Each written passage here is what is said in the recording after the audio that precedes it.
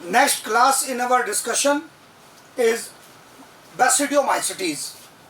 हम लोगों ने पहले फाइकोमाइसेटीज और एस्कोमाइसेटीज को डिस्कस कर लिया है। अब जो दो क्लास बाकी हैं डिस्कशन में, वो डिस्कशन में आती हैं। बेसिडियोमाइसेटीज का नाम आया यहाँ पर। आप नोटिस कर रहे हैं कि नेमिंग का कुछ ना कुछ कारण है। फाइकोमाइसेटीज जो नाम था वो किससे डेराइव हुआ था?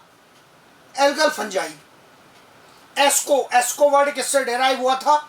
एस्कोस्पोर्स, या जिसमें वो रखे हुए थे स्ट्रक्चर एस्कस, और बाहर की कवरिंग का क्या नाम बताया था? एस्कोकार्प। तो वहाँ सब एस्को वर्ड से रिलेटेड था। तो वहाँ जो सेक्सुअल रिप्रोडक्शन में एस्कोस्पोर बन रहे हैं उससे रिलेटेड नाम आ गया। इसी प्रकार से यहाँ पर जो स्पोर्स बनेंगे वो कहलाएंगे बेसिडियोस्पोर्स। और भी कॉमन नेम है, commonly called as club fungi. इनको कॉमनली क्या बोलते हैं? क्लब फंजाई बोलते हैं। क्लब शब्द का जो अर्थ है वो क्या है? इस प्रकार का कोई स्ट्रक्चर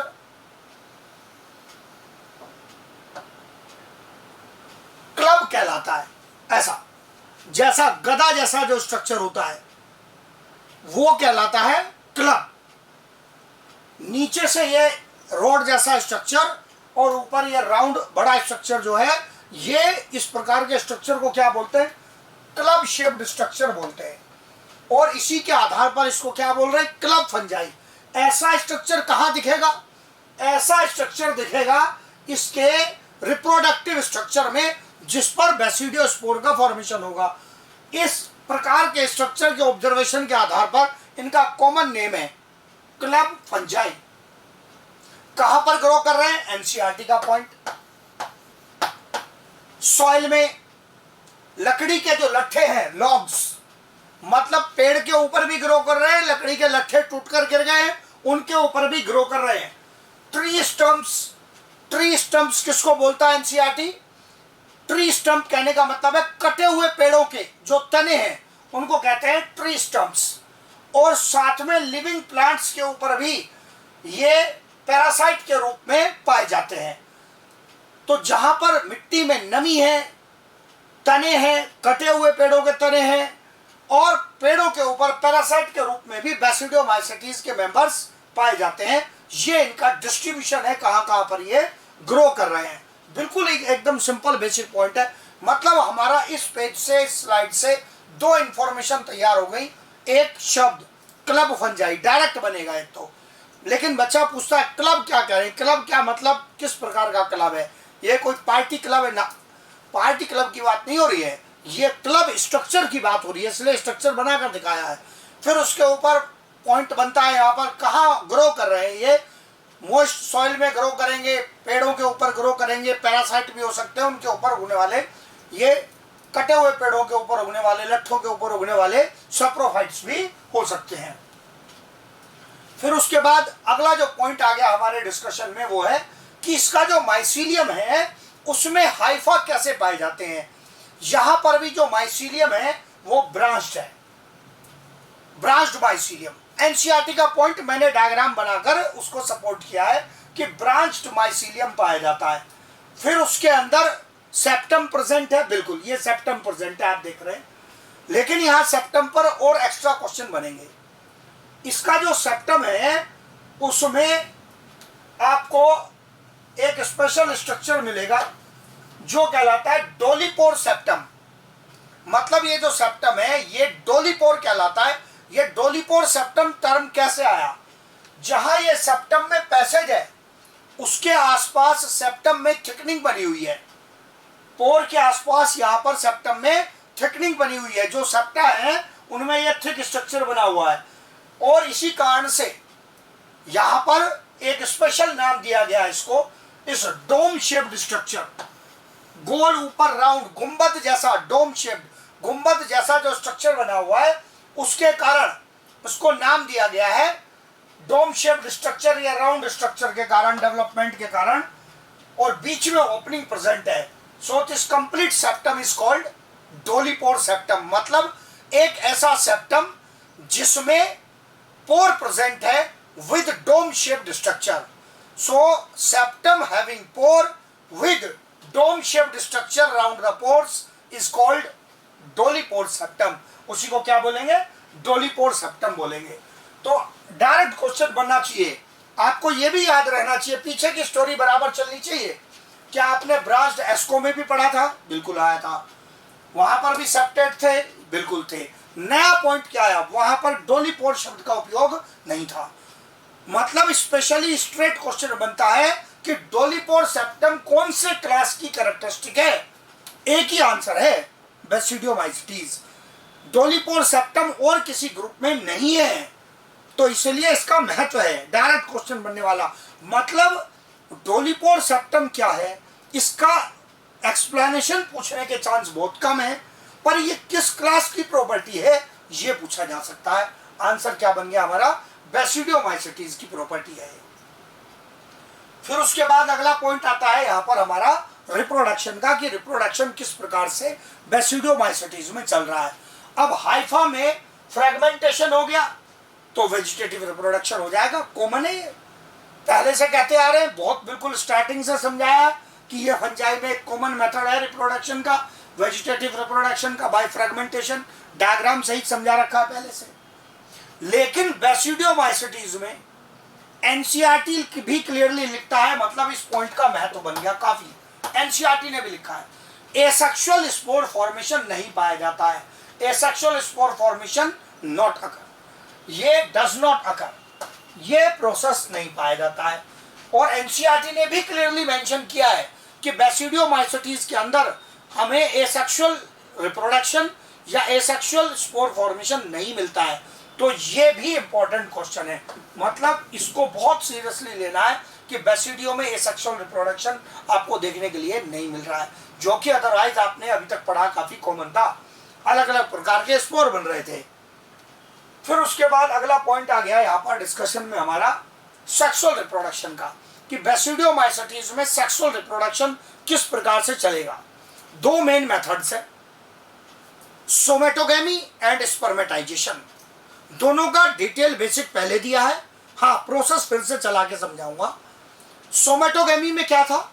सोमेटोगेमी में बताया था कि सामान्य सोमेटिक सेल या वेजिटेटिव सेल आपस में फ्यूज हो जाए तो वही क्या है? सोमेटोगेमी है। और स्पर्मेटाइजेशन में क्या कहा था? स्पर्मेटाइजेशन में कहा था कि स्पेशल स्ट्रक्चर्स बनते हैं जो मेल गैमेट कहलाते हैं, स्पर्मेशिया, और वो नॉन मोटाइल होते हैं, गैमेट की तरह बिहेव करते हैं। ज्यादा कॉमन कौन है? सोमेटोगेमी है, ये लिखा अलग से, सोमेटोगेमी इज मोर कॉमन। इसी को चला के दिखाऊंगा प्रोसेस को कि सोमेटोगेमी जो है वो ज्यादा कॉमन है। तो इसका मतलब दो प्रकार के प्रोसेस हो गए, एक हो गया सोमेटोगेमी और दूसरा हो गया स्पर्मेटाइजेशन, जिनका डिटेल पिछली क्लास में दे चुका हूं कि सोमेटोगेमी क्या है और स्पर्मेटाइजेशन क्या है। अब इनको प्रोसेस को पूरा साइकिल को चला के देखेंगे किस प्रकार से साइकिल चलेगी। यहां पर पहले थोड़ा थ्योरेटिकल अप्रोच दे दूं, फिर डायग्राम पर जाऊंगा। सोमेटोगेमी का एक्सप्लेनेशन लूंगा तो क्या पॉइंट यहां पर आएगा सोमेटोगेमी के एक्सप्लेनेशन में? टू वेजिटेटिव और somatic cells of different type. जब कहता हूं डिफरेंट टाइप तो पहले से समझाता आ रहा हूं कि हेट्रोथैलिक का केस होगा तो एक सेल या एक हाइफा कैसा चाहिए? प्लस, और दूसरा कैसा चाहिए? माइनस। ये आपस में फ्यूज करेंगे, इनके फ्यूजन से क्या हो गई? कैरियोगेमी। क्या बनेगा इससे? डाइकैरियन। दो बार बना के समझा चुका हूं, क्या बनेगा? डाइकैरियन। अब ये जरा यहां डायग्राम पर देखेंगे, ये दोनों पेज आपस में एक एक करके इनका एक्सप्लेनेशन चलेगा। ये माइसीलियम के हाइफा, प्रोसेस कैसे कैसे जाएगा थोड़ा जरा रन करके बता दूं, उसी दिशा में समझना है। ऐसे चल रहा है,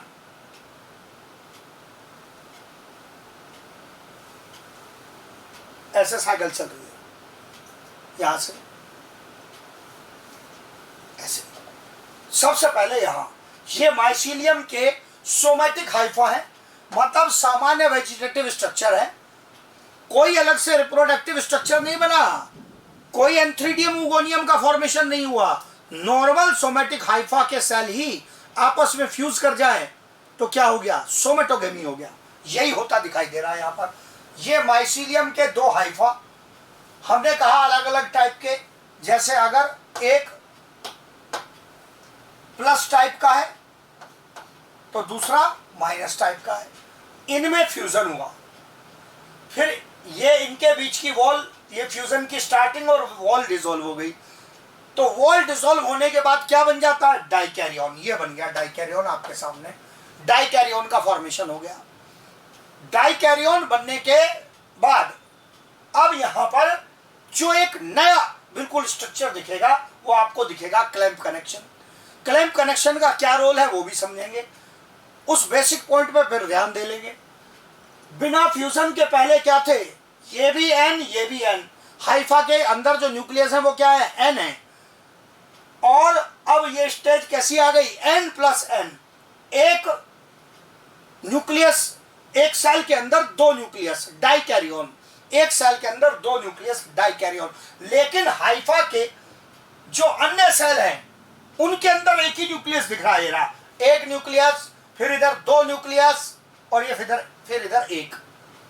अब एक डाइकैरियन बना है, लेकिन ऐसे डाइकैरियन की संख्या बढ़ाने का भी एक मेथड बेसिडियोमाइसिटीज में प्रेजेंट है। यही मेथड क्या कहलाता है, यही मेथड कहलाता है क्लैंप कनेक्शन। बहुत ध्यान से ऑब्जर्व करना है, देखो क्या किया जाएगा। इनमें से एक न्यूक्लियस की कॉपी करो और एक न्यूक्लियस की कॉपी करके जो इधर वाला न्यूक्लियस था उसकी कॉपी करके इधर भेज दो, और इधर वाला न्यूक्लियस था उसकी कॉपी करके उधर भेज दो।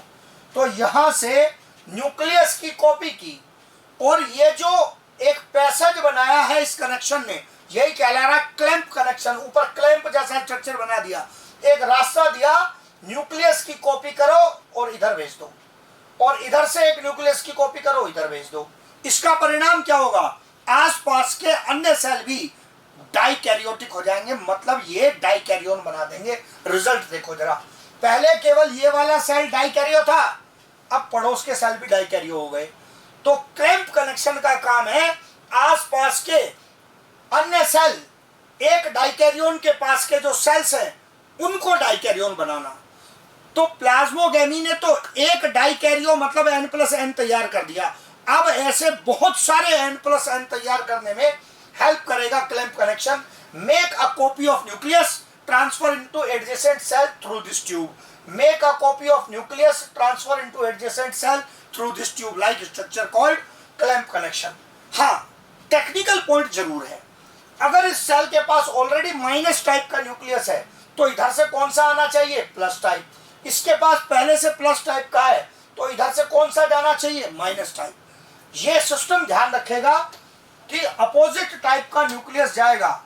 लेकिन एक बात क्लियर है कि क्लैंप कनेक्शन का काम क्या है, क्लैंप कनेक्शन का काम है एक न्यूक्लियाई इस रास्ते के माध्यम से ट्रांसफर करके पड़ोस के सेल को डाइकैरियो बनाना। अब आप देख लो, क्या यहां पर ये आपको सभी सेल, जैसे मैंने फॉर एग्जांपल 3 सेल बनाए डायग्राम में, तो आपको पहले केवल एक सेल n+n दिख रहा था, बाकी तो n थे। लेकिन अब पड़ोस के बाकी सेल भी डाइकैरियन हो गए, डाइकैरियन डाइकैरियन डाइकैरियन, सब डाइकैरियो हो गए जी। इसका फायदा क्या होगा, फायदा दिखेगा आगे, तुरंत अगले डायग्राम में दिखेगा। अगर ये एक ही रहता तो आगे रिप्रोडक्टिव स्ट्रक्चर भी एक बनता, लेकिन अब ऐसे मल्टीपल बन जाएंगे तो ऐसे मल्टीपल बेसिडियम तैयार होंगे। ये देखो, ये बेसिडियम स्ट्रक्चर, यही बेसिडियम स्ट्रक्चर है जिसको क्लब शेप्ड बोला था थोड़ी देर पहले, यही बेसिडियम है, क्लब शेप्ड। ये क्लब शेप्ड स्ट्रक्चर होता है। आप देख लो, सबसे पहले पॉइंट में ये बताया था, ये ऐसा स्ट्रक्चर क्या बोला था इसको, क्लब शेप्ड। इसके ऊपर बेसिडियोस्पोर बनेंगे। अब आप देख लो कि यहां पर ये बेसिडियम बन गए जो आपको क्लब शेप्ड दिखाई देंगे। जो सेल के दोनों न्यूक्लियाई थे वो इस बेसिडियम मतलब इस क्लब शेप्ड स्ट्रक्चर में एंटर हो गए। जो ऊपर से थोड़ा फैला हुआ स्ट्रक्चर है और उसमें एक स्टॉक जैसा स्ट्रक्चर नजर आ रहा है। तो मल्टीपल बेसिडियम तैयार हो गई है, और इसका प्लूरल, एक को बोलते हैं बेसिडियम और प्लूरल होगा तो कहलाएगा बेसिडिया। प्लूरल हो जाएगा तो कहलाएगा बेसिडिया।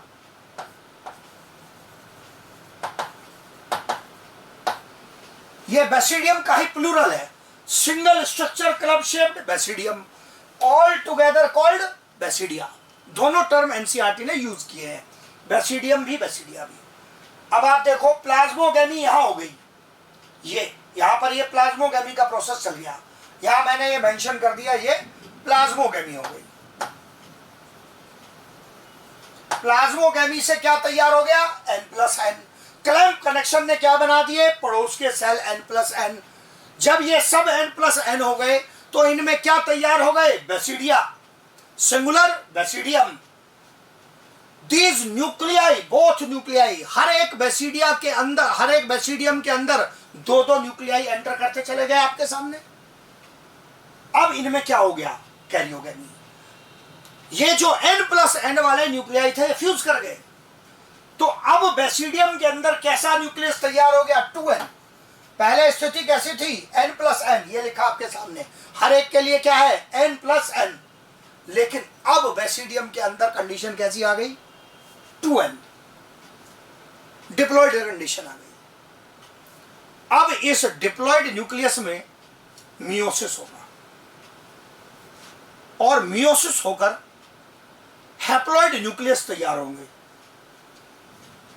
हर एक से कम 4 न्यूक्लियस तैयार हो गए, और चारों न्यूक्लियस एक एक स्पोर में एंटर करेंगे। और आप देख रहे हैं हर एक के ऊपर मैंने, हर एक बेसिडिया के ऊपर ये 4 डॉट लाइक स्ट्रक्चर बना रखे हैं। यही क्या कहला रहे हैं? बेसिडियोस्पोर्स कहला रहे हैं। और ये बेसिडियोस्पोर्स इसके अंदर बने या बाहर बनते हुए दिखाई दे रहे हैं? बाहर बनते हुए दिखाई दे रहे हैं। तो इनको क्या लिखूंगा मैं आगे? एक्सोजीनस है। कैसे है? एक्सोजीनस है, मतलब बाहर फॉर्मेशन हो रहा है। और जब ये रिलीज हो जाएंगे तो ये जर्मिनेट करके क्या बनाएंगे? नए हाइफा बना देंगे। इस प्रकार से बेसिडियोमाइसिटीज के मेंबर्स की लाइफ साइकिल चलेगी। जैसा मैंने पहले भी दूसरी क्लासेस में कहा, जो सेक्सुअल रिप्रोडक्शन साइकिल की का जो डिस्कशन होता है वो कोर पॉइंट होता है लाइफ साइकिल को समझने का। तो ये जो स्लाइड आपके सामने है डिस्कशन में, ये सबसे इंपॉर्टेंट है। खूब ध्यान से देख लेंगे, मैं पॉइंट्स को बिल्कुल आराम से एक बार और एक्सप्लेन करूंगा, ध्यान से पहचानेंगे। Normal somatic Haifa, undergo plasmogamy. Somatic Haifa में डायरेक्ट फ्यूजन हो गया, कोई एंथ्रीडियम ऊगोनियम नहीं बना, इसलिए क्या कहा था? सोमेटोगेमी। मेथड का नाम टोटल, यहां जो फ्यूजन का टाइप है वो कैसा है? सोमेटोगेमी। अब फ्यूजन तो होगा ही होगा, प्लाज्मोगेमी तो होगी। अब वो किसके माध्यम से हुई, इसके आधार पर उसको क्या बोला? सोमेटोगेमी। ये N+N तैयार हो गया। क्या एक ही सेल N रहेगा या एक से ज्यादा बहुत सारे बनेंगे? बहुत सारे बनेंगे। मैंने अपने डायग्राम में कितने दिखाए हैं? 3 दिखाए। पहले एक डाइकैरियोन तैयार हुआ और उसने अपने पड़ोस के और डाइकैरियोन तैयार किए। किसकी सहायता से? Clamp connection, by transfer of nucleus. क्या ये डाइकैरियोन 3 से ज्यादा भी हो सकते हैं? बिल्कुल, और 5-7 और भी ज्यादा हो सकते हैं, पर हमने अपने डायग्राम की लिमिट है, कितना हम बोर्ड पर लेकर उसको समझा सकते हैं, तो ऐसे 3 सेल का एग्जांपल ले लिया। जितने भी डाइकैरियोन तैयार होंगे सब में क्या बनेंगे? सब में बनेंगे बेसिडिया, सिंगुलर बेसिडियम। बेसिडियम या बेसिडिया के शेप का नाम बताओ? Club shaped. किसको क्लब शेप्ड कहते हैं? जिसमें नीचे एक स्टॉक हो और ऊपर राउंड स्ट्रक्चर हो। इन बेसिडिया के अंदर कौन एंटर कर गए? दोनों न्यूक्लियाई, हर एक सेल के दोनों न्यूक्लियाई एंटर कर गए। अब क्या होगा? कैरियोगेमी। कैरियोगेमी के बाद क्या रिजल्ट आ गया? Diploid stage 2N। Diploid stage 2N में क्या होगा? मियोसिस। मियोसिस से 4 न्यूक्लियस तैयार होंगे, और हर एक न्यूक्लियस किसमें प्रवेश करेगा? किसमें एंटर करेगा? क्या बनाने के लिए? एक एक स्पोर। और वो एक एक स्पोर बाहर उभर कर सरफेस पर बनेगा, और अंदर नहीं बनेगा, इसके बाहर बनेगा। ये आपके सामने ये बन रहा है बाहर। और ये स्पोर्स क्या कहलाते हैं? ये कहलाते हैं बेसिडियोस्पोर्स, हैप्लॉइड। मियोसिस हो चुका ना, हैप्लॉइड बेसिडियोस्पोर्स। ये यहां अटैच्ड स्थिति में बेसिडियोस्पोर है और ये यहां रिलीज होने के बाद दिखाए हैं, यही बेसिडियोस्पोर है। और ये रिलीज होने के बाद क्या करेंगे, जर्मिनेट, और जर्मिनेट करके नए माइसीलियम बना देंगे।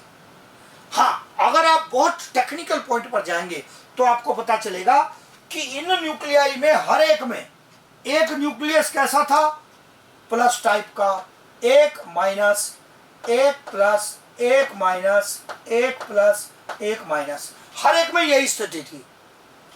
अब 2n में तो प्लस माइनस दोनों आ गए। जब बेसिडियोस्पोर बनेंगे तो बेसिडियोस्पोर भी प्लस माइनस बनेंगे, प्लस माइनस प्लस माइनस ऐसे बनेंगे हर एक में। एक जगह मैंने लिख दिया प्लस माइनस, ऐसे स्पोर्स बनेंगे। मतलब शुरू में प्लस माइनस अलग थे, फिर डाइकैरियोन बना, फिर एक साथ हो गए, और फिर मियोसिस से फिर अलग हो गए, और नए बेसिडियोस्पोर में ये स्थिति होगी। जर्मिनेट करके फिर से नए हाइफा बना देंगे, वो क्या होंगे, प्लस माइनस टाइप के। इसी प्रकार से लाइफ साइकिल चलती रहेगी। ध्यान से एक बार इसको देख लेंगे, खूब अच्छे से एक्सप्लेन किया है, और फिर अपन अगले पॉइंट पर जाएंगे डिस्कशन में। ध्यान से ऑब्जर्व करना, इसको बहुत सबसे इंपॉर्टेंट हिस्सा होता है। अब बेसिडियोस्पोर्स के बारे में थ्योरी और देख लेंगे एक बार, फिर जाऊंगा अगले पे। थ्योरी में क्या क्या बताया, 2 vegetative somatic cells different type plus minus fuse, plasmogamy कराई, आपके सामने पूरा डाइकैरियोन बना लिया। With the help of clamp connection all cells of mycelium become binucleate. वो जो माइसीलियम था जहां फ्यूजन हुआ था, उसके सभी सेल्स कैसे हो गए, बाइन्यूक्लिएट, मतलब डाइकैरियोन हो गए। देन कैरियोगेमी अकर्स, आपको अभी डायग्राम से समझाया, डिप्लॉइड स्टेज आ गई, और उसमें मियोसिस से क्या बन गए, बेसिडियोस्पोर्स बन गए। ये आपके सामने सब यही थ्योरी है। स्लाइड लेकिन थ्योरी की भी दिखा दी है ताकि आपको इसको पहचानने समझने में सहायता रहे। ये भी आपको थ्योरेटिकल इंफॉर्मेशन भी दी है, आपको ऐसा नहीं लगे कि हम बाद में भूल गए। आपके पास थ्योरेटिकल इंफॉर्मेशन भी रहनी चाहिए, जो पूरी क्रिटिकल इंफॉर्मेशन है कनेक्टिविटी के लिए, वो यहाँ प्रेजेंट है। जो यहाँ दिख रहा है, लिखा हुआ है थ्योरेटिकली, वही यहाँ डायग्राम में है। बोथ इंफॉर्मेशंस एक्सप्लेन्ड है। अब और एक्स्ट्रा इंफॉर्मेशन पर आए, एनसीईआरटी भी एक वर्ड यूज करता है, बेसिडियोकार्प। ये जो बेसिडियोस्पोर्स बन रहे हैं, ये हमने कहा एक्सोजीनस है, बिल्कुल जी एक्सोजीनस है। आप याद करो, बिना कंपैरिजन के कुछ नहीं है। एस्कोमाइसिटीज के अंदर, एस्कस के अंदर बने थे, वो बाहर सरफेस पर नहीं थे। तो एस्कोस्पोर्स क्या थे, एंडोजीनस, जबकि बेसिडियोस्पोर्स क्या हैं, एक्सोजीनस है। लेकिन यहां पर अब क्या होगा, आसपास के जो हाइफा है वो ग्रो करके चारों तरफ से फ्रूटिंग बॉडी बनाएंगे। आप कहेंगे चारों तरफ से फ्रूटिंग बॉडी बन गई, तब एक्सो कैसे रहेंगे, मैं एक्सप्लेन करूंगा। वो एक्स्ट्रा कवरिंग बनाएंगे, सराउंड करेंगे सराउंडिंग हाइफा, और फ्रूटिंग बॉडी बनाएंगे। वो फ्रूटिंग बॉडी क्या कहलाएगी, बेसिडियोकार्प। क्या कहलाएगी, बेसिडियोकार्प। सबसे आसान बेसिडियोकार्प है वो जो आपने कभी ना कभी देखा होगा, खासकर बरसात वगैरह के मौसम में, फंगस में आप देखते हैं कहीं पर कूड़े करकट में अम्ब्रेला जैसा स्ट्रक्चर उग जाता है। बिल्कुल अम्ब्रेला जैसा स्ट्रक्चर उग जाता है। ज्यादातर केस में मैं देखता हूं, देखने में स्टूडेंट्स को बढ़िया लगता है, वो छोटा सा व्हाइटिश अम्ब्रेला जैसा स्ट्रक्चर कहीं कूड़े वगैरह में हुआ रहता है। ऐसा अम्ब्रेला जैसा स्ट्रक्चर हुआ रहता है। इस अम्ब्रेला में ये जो इसका ऊपर डोम शेप्ड स्ट्रक्चर नजर आ रहा है, इसको बोलते हैं पाइलस। इस पाइलस के अंदर अगर आपने कभी ऑब्जर्व किया हो तो अंदर छोटे छोटे गिल लाइक स्ट्रक्चर होते हैं, ये कहलाते हैं गिल्स। ये मैंने डायग्राम लिया है एक मैच्योर बेसिडियोकार्प इन एगेरिकस। ऐसे छतरी वाली जो फंजाई है उसका नाम है क्या, एगेरिकस। इसमें गिल्स बनते हैं। अब मेरा काम क्या है आपको समझाना कि जैसे अगर आपने छाता लिया है तो ये छाते का ऊपर का पार्ट आ गया। छाते में अगर आप नीचे से देखेंगे तो नीचे से देखने पर इसमें ये गिल्स जैसे स्ट्रक्चर दिखेंगे। अब मैंने दो डायग्राम लिए हैं, एक तो छाते का मेनली ऊपर का सरफेस दिखा रहा है। अब मैंने क्या किया है यहां पर कि इस छाते को पहले तो ऊपर से दिखाया, अब छाते को थोड़ा नीचे से दिखा रहा हूं, तो इसका ऊपर का डोम तो ऊपर रह गया, नीचे के अंदर के गिल्स दिखाए। गिल्स के अंदर क्या है, डिटेल स्टडी करने पर पता चलेगा। यहां तो मैंने नहीं बनाया, इधर जाके बनाया। इन गिल्स के ऊपर दोनों तरफ ये स्ट्रक्चर्स बनते हैं और इनके ऊपर ये बेसिडियम के ऊपर क्या डेवलप होते हैं, बेसिडियोस्पोर्स डेवलप होते हैं। ये तो इसकी स्टॉक हो गई जो स्टाइप कहलाती है, और अंदर जो गिल्स है उनके ऊपर फॉर्मेशन हो रहा है बेसिडियोस्पोर्स का। मेन यही पॉइंट है आपके लिए, बेसिडियोस्पोर्स का। तो क्या बेसिडियोस्पोर्स अभी भी एक्सोजीनस ही है? पक्का एक्सोजीनस है। ऊपर छाता बन गया उससे मतलब नहीं है। बेसिडियोस्पोर के पास इमीडिएट कोई कवरिंग नहीं है, ऊपर छाता है, पर जिस गिल पर वो बना हुआ है वो सरफेस के बाहर उभरा हुआ स्ट्रक्चर है, सरफेस के बाहर उभरा हुआ स्ट्रक्चर है। इसलिए ये क्या कहला रहे हैं, ये कहला रहे हैं एक्सोजीनस स्पोर। पूरे डायग्राम सहित एक्सप्लेन किया है, दोनों मेहनत से डायग्राम बनाए हैं, अच्छे से पहचानना है कि छाते में जो फंगस का मशरूम वाला जो छाता जैसा स्ट्रक्चर होता है उसमें नीचे से देखेंगे तो गिल लाइक स्ट्रक्चर्स चारों तरफ फैले हुए दिखाई देते हैं, और उन गिल्स पर ही छोटे छोटे बिल्कुल माइक्रो लेवल के स्ट्रक्चर्स होते हैं जो बेसिडियम ये जैसा उभार और उसके ऊपर बनने वाले सेक्सुअल स्पोर्स जो कहलाते हैं क्या, बेसिडियोस्पोर्स। ये बेसिडियोस्पोर्स के स्ट्रक्चर का फॉर्मेशन हो गया। इस प्रकार से ये पूरी फ्रूटिंग बॉडी हो गई। तो बेसिडियोकार्प जो शब्द है, कार्प कार्प जहां भी आएगा मतलब फ्रूटिंग बॉडी है। Basidiocarp is fruiting body. Basidiospores are the sexual spores and basidium is the structure which bears sexual spores.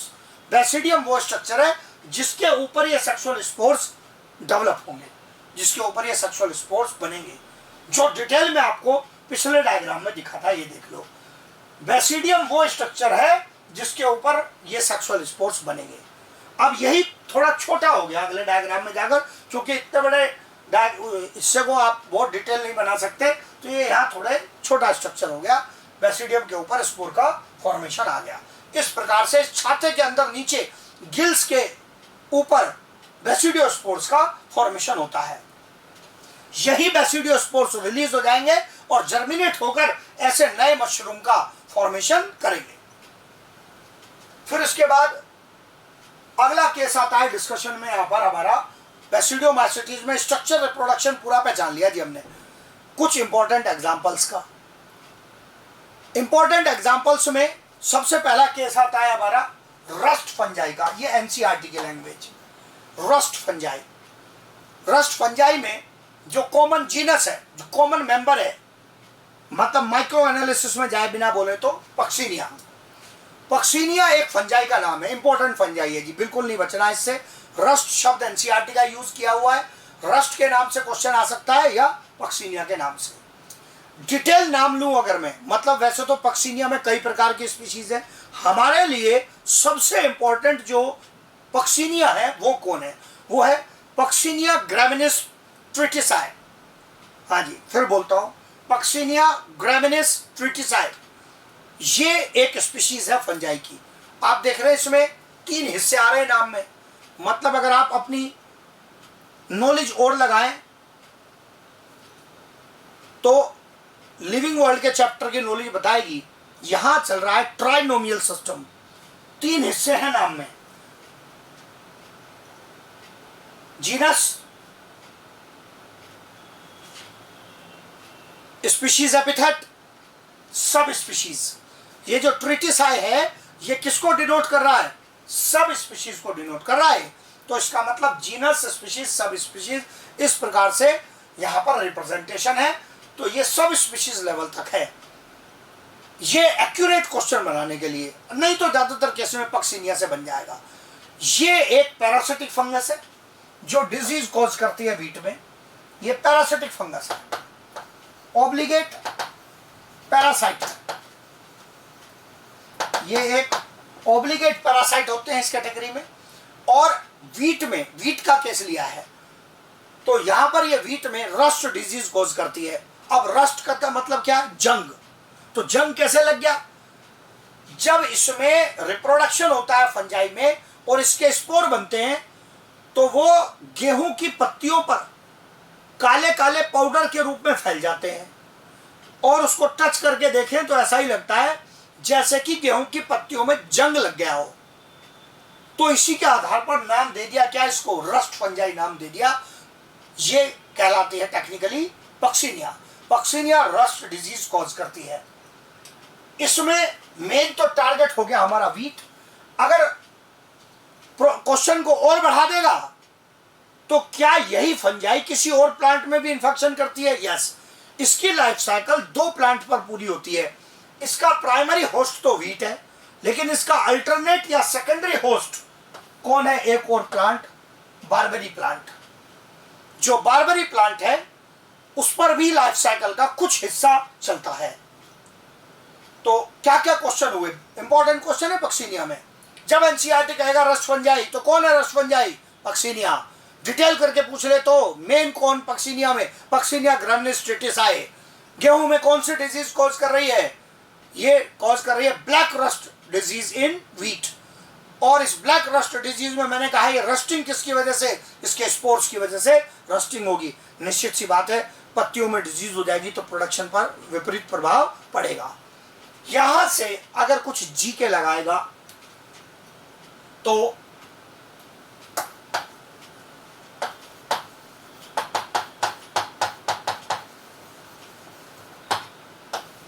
Professor केसी मेहता, ये वो नाम है जिन्होंने इंडिया में रस्ट डिजीज को काफी ज्यादा स्टडी किया है और इनके काम से हमने इन रस्ट डिजीज की लाइफ साइकिल के बारे में जाना है और इनको कंट्रोल करने में हमें सहायता मिली है। तो इंपॉर्टेंट नाम आ गया प्रोफेसर केसी मेहता का, जिन्होंने इंडिया में इनको स्टडी किया। ये जीके टाइप सवाल के लिए हो गया कि बाय चांस इधर उधर भी थोड़ी छलांग अगर एग्जामिनर लगाने लगे तो हम तैयार रहने चाहिए उस चीज के लिए। फिर उसके बाद अगला केस आता है डिस्कशन में यहाँ पर, वो है ब्रैकेट फंजाई का। एनसीईआरटी नाम लेता, क्या था? Bracket fungi. और नाम दिया क्या? Shelf fungi. Grow on would, ये लकड़ी पर ग्रो करती है। इसी कारण से ये एपिजाइलिक कहलाती है। जाइलिक वर्ड यूज होता है किसके लिए? वुड के लिए। और उसके ऊपर ग्रो करने वाली फंजाई को क्या बोल दिया? Epixylic fungi. एग्जाम्पल दिया यहां पर हमने पॉलीपोरस का। पॉलीपोरस एक ब्रैकेट फंजाई है। कई बार अगर आपने ऑब्जर्व किया हो आसपास, हम आंखें खुली रखें एक अच्छे साइंस स्टूडेंट की तरह, तो हम ऐसा पाएंगे कि पेड़ों के तने पर अक्सर इस प्रकार के आप देखते हैं, खासकर बरसात में जहां मॉइस्चर अच्छा हो, ऐसे में वहां पर अगर नेचुरल कंडीशन आप उगने दें, पौधों को ज्यादा साफ सफाई नहीं हो पौधों के तने पर, तो इस प्रकार के स्ट्रक्चर से डेवलप हो जाते हैं। ये क्या है? ये एक प्रकार की फंजाई है और ये अपने इसी स्ट्रक्चर के आधार पर क्या कहलाती है? ये ब्रैकेट फंजाई कहलाती है। They are known as bracket fungi. इस प्रकार का इनका स्ट्रक्चर होता है ब्रैकेट फंजाई का। तो ये ऑब्जर्वेशन हमारे देखने के लिए हमें पता चलना चाहिए किसको हम ब्रैकेट फंजाई कह रहे हैं। फिर एक और एग्जांपल आता है पफ बॉल्स का। पफ बॉल्स एक कॉमन टर्म है जो इस ग्रुप के लिए उपयोग होता है, जिसमें सबसे मैंने प्रोमिनेंट एग्जांपल लिया उस ग्रुप का, वो है क्लेवेटिया। जो क्लेवेटिया है वो एक इंपॉर्टेंट फंजाई है जिससे एंटी कैंसर मेडिसिन क्लेवेटिन प्राप्त होती है। एंटी कैंसर मेडिसिन क्लेवेटिन प्राप्त होती है। तो ये डायरेक्ट याद करने वाले पॉइंट्स हैं कि क्लेवेटिन एक एंटी कैंसर मेडिसिन है जो एक फंजाई से, क्लेवेटिया से प्राप्त होती है। पफ बॉल्स का नाम पूछने के चांस कम है, पर थोड़ा भी अगर क्वेश्चंस को इधर उधर बढ़िया क्वेश्चन बनाएगा तो ये एंटी कैंसर मेडिसिन हमारे काम आ सकती है। आई होप ये सब पहचान रहे हैं, इसको पहचानेंगे अच्छे से और ये याद करने वाला पॉइंट है। फिर उसके बाद अगले केस पर आए। फंजाई में सबसे कॉमन जो मैंने आपको छाते वाली मशरूम दिखाई, वो सबसे कॉमन है, वो कहलाती है क्या? मशरूम्स कहलाती हैं। सबसे कॉमन है वो फंजाई में जिनको हर स्टूडेंट पहचानता है, मशरूम्स कहलाते हैं। ये अम्ब्रेला लाइक होते हैं। ये लिया, अम्ब्रेला लाइक फंजाई होते हैं। इनमें सबसे प्रोमिनेंट है एगरिकस बाइस्पोरस। एगरिकस बाइस्पोरस जो है, जो मैंने ये केस लिया था, ये छाते वाले, यही एगरिकस है। और आप इसमें क्या देख रहे हैं? गिल्स जैसे स्ट्रक्चर थे नीचे एगरिकस के अंदर। इसी कारण से ये जो एगेरिकस है इसका एक नाम गिल फंजाई भी है। ये सामान्य क्वेश्चन है, पूछा जाता है जी, आसान है लेकिन पूछा जाता है। और ये एगेरिकस बायोस्पोरस ईडेबल फंजाई की कैटेगरी में आता है, दिस इज ईडेबल मशरूम। और जो हम अक्सर मशरूम अगर हम खाने में उपयोग करते हैं तो वो मोस्टली ये एगेरिकस बायोस्पोरस ही होता है। ये सबसे ज्यादा टेस्टफुल मशरूम की कैटेगरी के अंदर आता है, एगेरिकस बायोस्पोरस। फिर बोलता हूं, ये नाम अच्छे से याद रखना है, एगेरिकस बायोस्पोरस एडिबल मशरूम की कैटेगरी में आता है। लेकिन क्या हर मशरूम खाने के योग्य है? ना, उल्टा हो सकता है, हर मशरूम खाने के योग्य नहीं है। मशरूम की कैटेगरी में ही एक आती है एमेनिटा। एमेनिटा जो कि एक पॉइजनस मशरूम है और इनफैक्ट मोस्ट पॉइजनस मशरूम है। कैसे क्वेश्चन आया, पुराना क्वेश्चन मिलेगा आपको टोड स्टूल्स के नाम से। टोड स्टूल्स क्या होते हैं? Toad stools are a type of mushroom which are poisonous. तो पॉइजनस मशरूम का क्वेश्चन पूछा गया, कहलाता है क्या? Toad stool. और उसमें टेक्निकल नाम लेंगे तो क्या नाम? एमेनिटा, जो मोस्ट पॉइजनस मशरूम की कैटेगरी में आता है। तो दो क्वेश्चन तैयार हो गए। क्या मशरूम एडिबल हो सकते हैं? यस। सबसे कॉमन बता दो जी, कौन? एगेरिकस बायोस्पोरस, छाते वाला मशरूम था। फिर छाते जैसा स्ट्रक्चर दिखेगा या उससे थोड़ा बहुत वेरिएशन तो आएगा उसी प्रकार के, लेकिन है मशरूम की कैटेगरी में ही टोड स्टूल। क्या ये भी खाने के योग्य है? नहीं, पॉइजनस है। दो क्वेश्चन तैयार हो गए। फिर उसके बाद ये एक नाम यूज किया फिर एनसीईआरटी में, स्मट फंजाई। स्मट फंजाई जो होती है ये प्लांट्स में डिजीज कॉज करती है।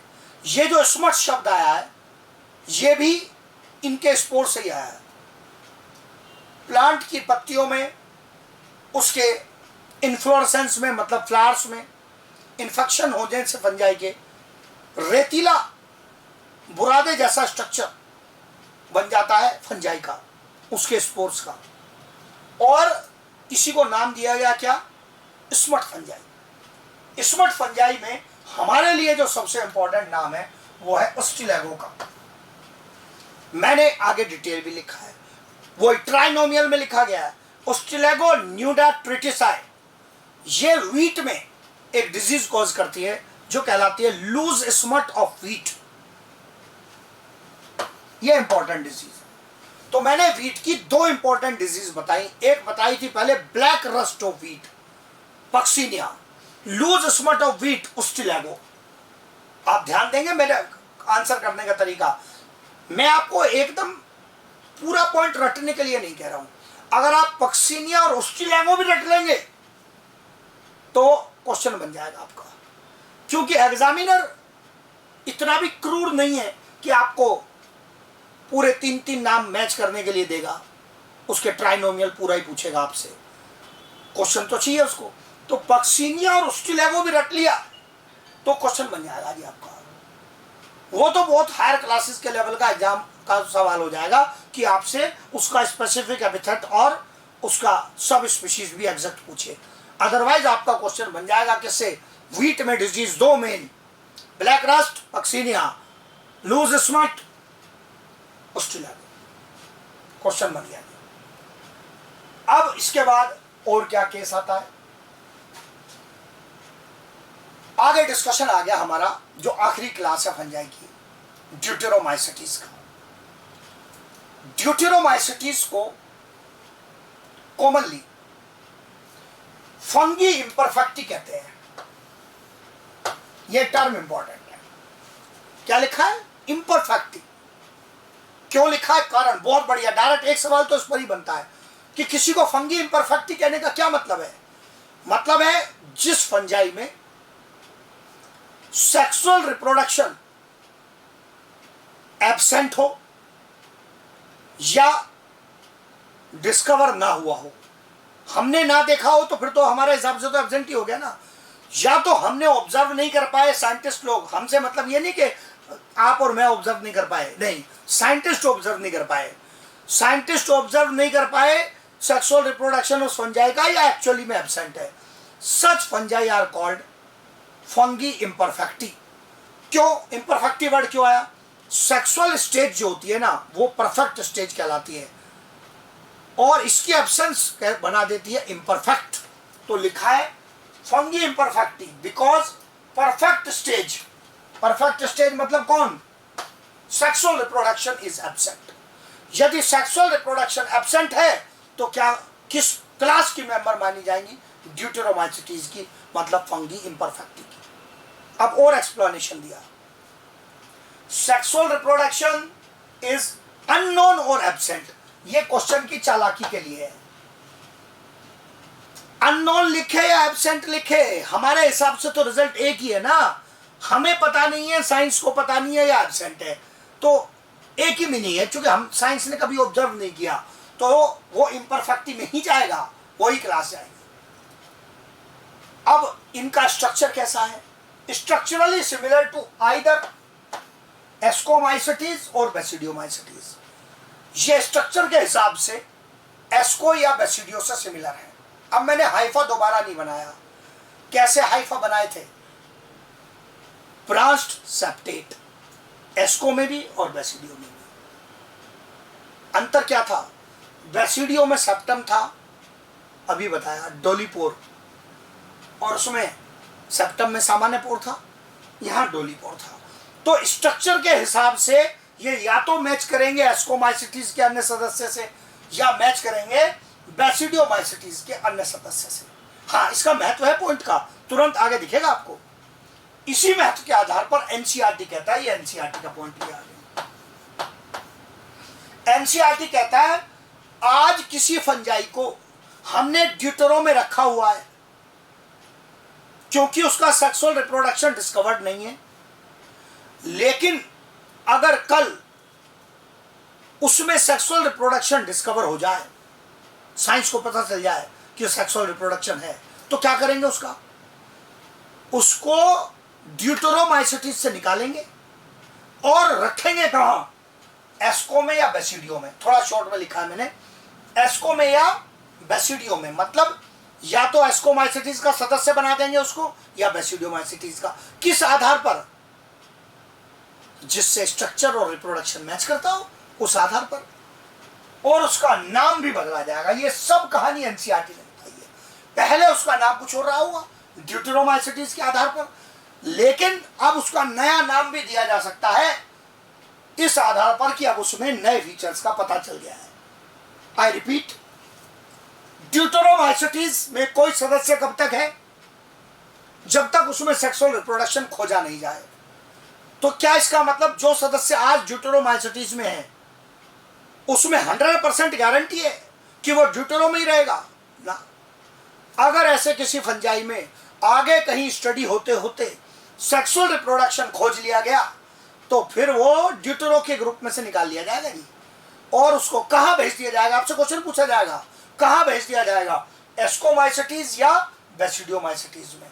इस आधार पर कि उसका स्ट्रक्चर और रिप्रोडक्शन किससे मैच करता है, इस आधार पर। मैंने ये एक्सप्लेन करने के लिए एनसीईआरटी के इस पॉइंट को एक्सप्लेन करने के लिए एग्जांपल लिया है, जो अगेन हमारे सिलेबस से प्लांट फिजियो तक में जाकर मैच करता है। एक फंजाई जो पहले जानी जाती थी किस नाम से? मुख्य रूप से फ्यूजेरियम मोलिनीफॉर्मी।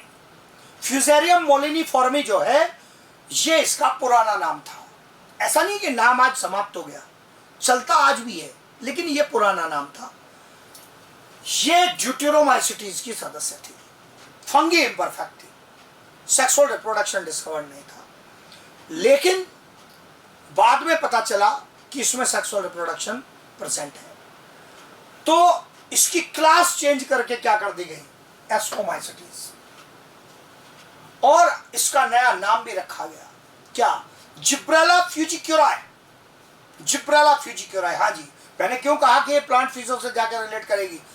प्लांट फिजियो में आप हार्मोन पढ़ोगे, प्लांट हार्मोन जिब्रेलिन, उसी से रिलेटेड नाम है।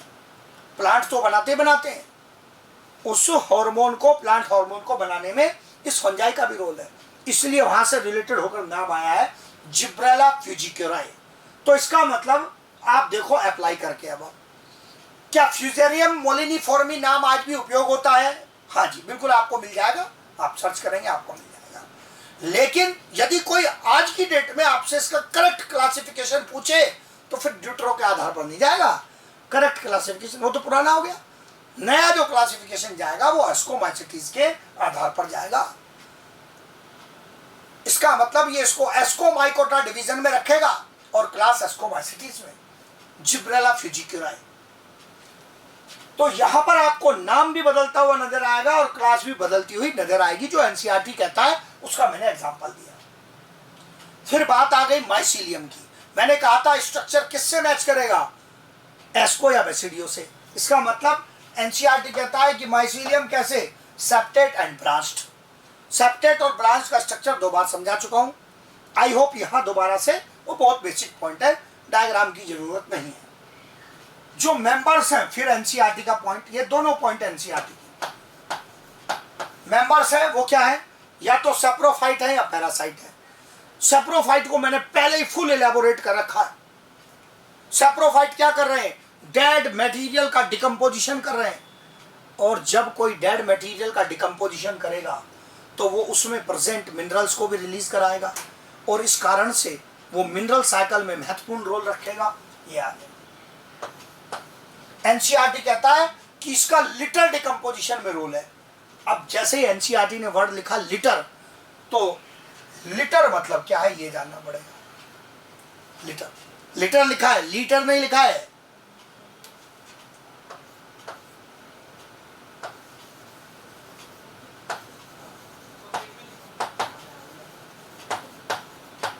जो डेड प्लांट मटेरियल है, पत्तियां टहनियां टूटकर गिर गई, वो कहलाता है litre.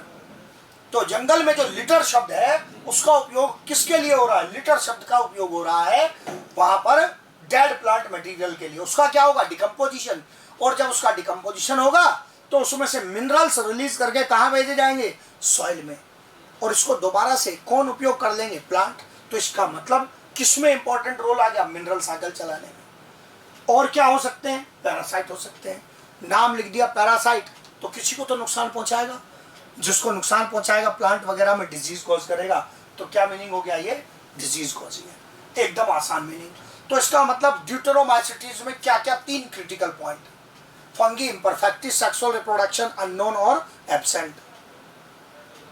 If sexual reproduction discovered, then they are transferred to either ascomycetes or basidiomycetes depending upon structure and type of sexual reproduction found.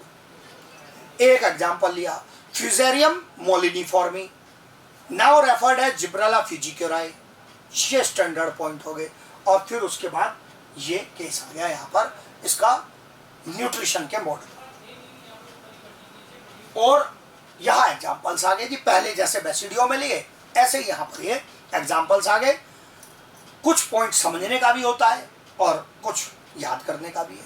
सबसे पहले एग्जांपल आया ट्राइकोडर्मा पोलिस्पोरम का, बहुत इंपॉर्टेंट एग्जांपल है, पीछा नहीं छोड़ेगा जी बिल्कुल। मेडिकल में 11th है, 12th है, नीट है, ये एग्जांपल पीछा नहीं छोड़ेगा, चलता ही रहेगा चलता ही रहेगा। ट्राइकोडर्मा पोलिस्पोरम ये रुकने वाला नहीं है, इतना सॉलिड रखना चाहिए आपको इसका, ये एग्जांपल नहीं रुकेगा। क्या प्रोड्यूस कर रहा है, साइक्लोस्पोरिन ए। साइक्लोस्पोरिन ए एक मेडिसिन है जो इम्यून सिस्टम को सप्रेस करती है, हमारा जो इम्यूनिटी है बॉडी की उसको क्या करती है, सप्रेस करती है। और इसका यूज किया जाता है किसमें, ऑर्गन ट्रांसप्लांट पेशेंट्स में।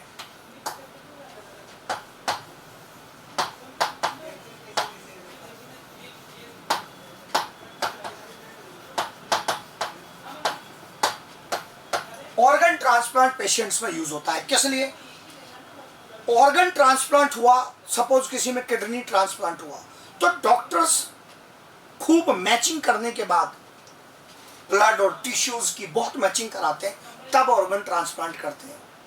लेकिन फिर भी 100% मैचिंग नहीं है जी। मतलब अगर किसी रेसिपिएंट ने कोई किडनी ली, मेरी बॉडी में किसी की किडनी ट्रांसफर की, तो मेरी बॉडी का जो इम्यून सिस्टम है, डिफेंस सिस्टम है, वो ये पहचान लेगा फिर भी कि ये किडनी मेरा नहीं है ओरिजिनल, और वो उसको अटैक करने की कोशिश करेगा। मेरा डिफेंस सिस्टम, मेरा इम्यून सिस्टम उस ट्रांसप्लांटेड ऑर्गन को, उस किडनी को अटैक ना करे, वो किडनी बची रहे, वर्क करे। इसके लिए जरूरी है कि मेरा डिफेंस सिस्टम थोड़ा कमजोर कर दिया जाए। ऐसा नहीं कि पूरा खत्म कर दिया जाए, पूरा खत्म कर दिया जाए तो वैसे ही मारा जाऊंगा।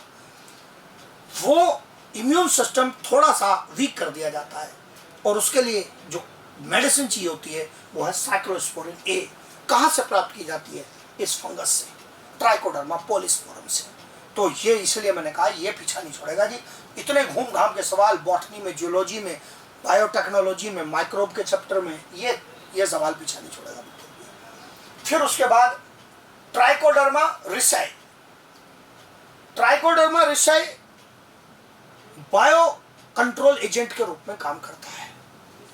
ये मिट्टी के अंदर प्लांट्स की जड़ों के आसपास ग्रो करता है और वहां पर अन्य हार्मफुल फंजाई जो प्लांट को नुकसान पहुंचा सकती हैं उनको ग्रो करने से रोकता है।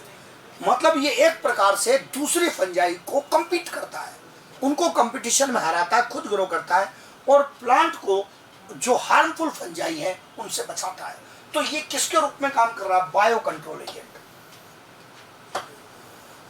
बायो कंट्रोल एजेंट किसके अगेंस्ट काम कर रहा है? Fungal disease. खुद भी फंजाई है, संभल के चल रहा है, लेकिन ये अन्य फंजाई को सप्रेस कर रहा है। इस कारण से ये पौधों को फायदा पहुंचा रहा है, बायो कंट्रोल एजेंट। तो ट्राइकोडर्मा के दोनों बहुत ही इंपॉर्टेंट केसेस हैं। आपको रिसाई तो नहीं मिलेगा लिखा हुआ, पर एनसीईआरटी का ट्राइकोडर्मा का बायो कंट्रोल एजेंट ये मिलेगा एनसीईआरटी में।